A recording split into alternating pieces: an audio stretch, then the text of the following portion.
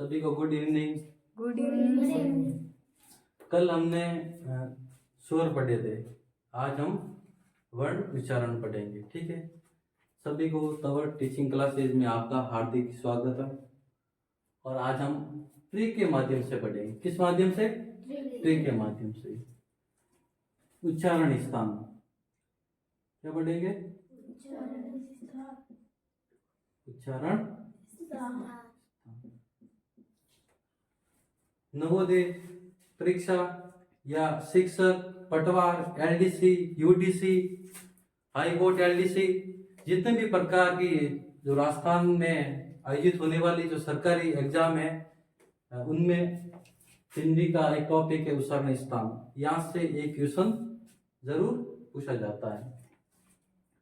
यहाँ पर स्थान लिखा हुआ है ट्रिक, स्वर, व्यंजन, अंतस्थ, ऊष्म और अयोग हुआ। कल हमने स्वर पढ़े थे, आज व्यंजन के बारे में जानेंगे। व्यंजन यानी वे ध्वनियां जिनका उच्चारण करते समय किसी अन्य वर्ण की आवश्यकता होती है, उन्हें हम व्यंजन कहते हैं। जैसे क का उच्चारण स्थान करते हैं, क में क्या बोलते हैं? पीछे अ। क में क्या बोलते हैं? अ उसकी सहायता करते हैं। किसकी? क वर्ण की। ठीक है, उसी प्रकार हम आज उच्चारण स्थान पढ़ेंगे। सर्वप्रथम कंठ, तालव्य, मूर्धन्य, दंत, ओष्ठ, कंठ तालु, कंठोष्ठ, दंतोष्ठ, वत्सर्य और नासिकीय। जितने भी प्रकार के जो उच्चारण स्थान है पूरी सारणी में आपको लिखे दे रहा है। बहुत मेहनत करके ये लिखा हुआ है, तो इसके लिए एक लाइक तो बनता है, कमेंट भी बनता है। उसके बाद में कंठ्य, जो हमारा गला है, क्या है? गला। गला के पास में जो ये थुम्बी है उनको क्या बोलते हैं? कंठ। तालव्य, हमारे जीवा का अग्र भाग, जीवा का जो अगला वाला भाग है, ऊंचा वाला, उसको क्या बोलते हैं? तालव्य। जो हमारी जीवा जहाँ स्पर्श करती है ना ऊपर ऊपरी भाग में, उसको बोलते हैं तालव्य। फिर उसके बाद में मूर्धन्य, जो दंत का पिछला भाग, दंत का क्या है? पिछला भाग, उनको बोलते हैं मूर्धन्य। ओष्ठ आपको दिखे दे रहे हैं, होठ, ओष्ठ को क्या बोलते हैं? होठ।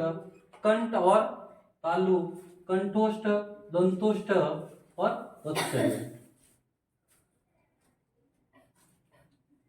सर्वप्रथम कंठ के बारे में जानेंगे। कंठ बोलने वाले वर्ण के बारे में जानेंगे।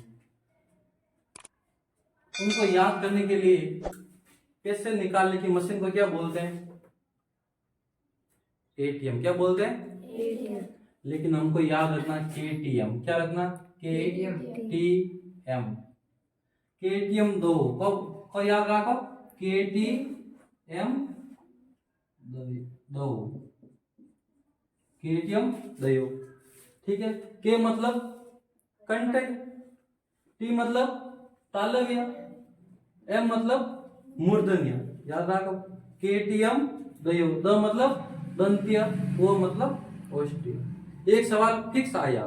कितना सवाल आए? एक सवाल फिक्स आवेला। केटीएम दो कंठ का ट्रिक है अकह विसर्ग। अकह विसर्ग। आ कंठ से बोला जाएगा। किससे बोला जाएगा? कंठ से। अ और आ। समझ लीजिए। क वर्ग, क वर्ग में कौन कौन से वर्ण आते हैं? क, ख, ग, घ और ड़। अकह, ह क्या है? ऊष्म वर्ण। और विसर्ग, विसर्ग को क्या बोलते हैं हिंदी में? अह। क्या बोलते हैं? जैसे राम, क्या बोलते हैं? राम बोलते नहीं बोलते? तो अ आ क वर्ग, क पूरा वर्ग और ह और विसर्ग किस में बोला जाएगा? कंठ से। उसका उच्चारण स्थान क्या है? कंठ। फिर उसके बाद में तालव्य। क्या बोलते हैं? तालव्य। तालव्य जो हमारी जीवा है, जीवा का अर्थ क्या होता है? जीभ। ठीक है, जीवा के अर्थ क्या होता है? जीभ।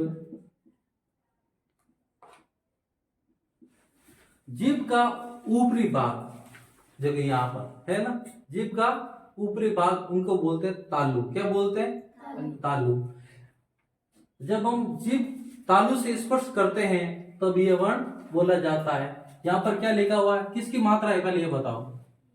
छोटी छोटी ई की, और छोटी ई और बड़ी ई, याद रखना। KTM दयो। के से कंठ, टी से तालव्य। तालव्य में क्या याद रखना? सीयस। तालव्य में क्या याद रखना? सीयस। यहाँ पर किसकी मात्रा है? ई की। ई से ई और बड़ी, ई और बड़ी। फिर उसके बाद में सवर्ग। सवर्ग में कौन कौन से वर्ण आते हैं तो बताएगा वीरेंद्र? सवर्ग में कौन कौन से वर्ण आते हैं? छ हाँ। छ ज जर्ण छ छ छ छ ज और न्य। यानी ई, बड़ी ई, स वर्ग और य और स कौन सा है? चक्कर वाला। कौन सा है? इनका उच्चारण स्थान क्या है? तालव्य। इनका उच्चारण स्थान क्या है? तालव्य। KTM दयो। के मतलब कंठ, कंठ से अकह, अ आ, क वर्ग, ह और विसर्ग। फिर उसके बाद में तालव्य। तालव्य में क्या है? सी य स। ये की मात्रा है तो दोनों ही, छोटी ई और बड़ी ई। स वर्ग, स छ ज ज ण्य। फिर इनके बाद में य और स। ये किससे बोला जाएगा? तालव्य से, जो हमारा जीवा का ऊपरी वाला भाग। ठीक है। उसके बाद में मूर्धन्य। क्या है? मूर्धन्य के बाद आपको बता दिया है कि मूर्धन्य कहाँ होता है। मूर्धन्य में याद रखना ट स र री। क्या याद रखना? ट स र री, ट स र री। ट मतलब पूरा वर्ग। ट वर्ग में कौन कौन से वर्ण आते हैं? ट, ठ, ड, ड और ण। ठीक है। तो ट किसे बोला जाएगा? मूर्धन्य से। स कौन सा है? षटकोण वाला। ठीक है। फिर र और री। ठीक है। यहाँ पर री, ट वर्ग, र और स। समझ में आ गया? KTM दयो। KTM दयो। अकह कणमाई कंठ में, सियस कणमाई तालु में, दसर कणमाई मूर्धन्य में। फिर उनके बाद में दंत। दंत मतलब आ गया, संस्कृत में दंत किसको बोलते हैं? दांत को। क्या बोलते हैं? दांत को। ठीक है। जब हम कोई वर्ण का उच्चारण करते हैं या हम बोलते हैं तो हमारी जो जीवा है ना, ये जीभ दंत को स्पर्श करती है। किसको स्पर्श करती है? दंत को। जैसे बोलते हैं त, थ, द, द, न। बोलो देखो कि यानी हमारी जो जीभ है ना, किसको करी स्पर्श? दंत से। यानी हमारे जब बोलते त तो दंत से स्पर्श करती है। टकराती कि नहीं टकराती? उसी प्रकार देखो त स ल, याद रखना त स ल, त स ल। दंत, उसका उच्चारण स्थान क्या है? दंत। त मतलब पूरा वर्ग, त, थ, द, द और न। स कौन सा है? सड़क वाला। और ल, ये हमारा काम हो गया। त वर्ग, त में त, थ, द और द और न, स और ल। ठीक है। देखो तालव्य, मूर्धन्य और दंत। पहले कौन सा स आता है? वर्णमाला स वाला आता है। फिर उनके बाद में षटकोण वाला, फिर सड़क वाला, फिर ओष्ठ। ओष्ठ का होता है होठ। ठीक है। ओष्ठ का मतलब क्या होता है? होठ। जब प वाली लाइन बोलते हैं प वर्ग, प, फ, ब, ब और म। जब बोलते हैं, उनका उच्चारण करते हैं, तब होठ दोनों सिपकते हैं। बोलो ह ब भ म। जैसे एक होठ पकड़ा आपने, अब बोलो प प, नहीं बोलना था। तो उसी अनुसार प, फ, ब, ब और म।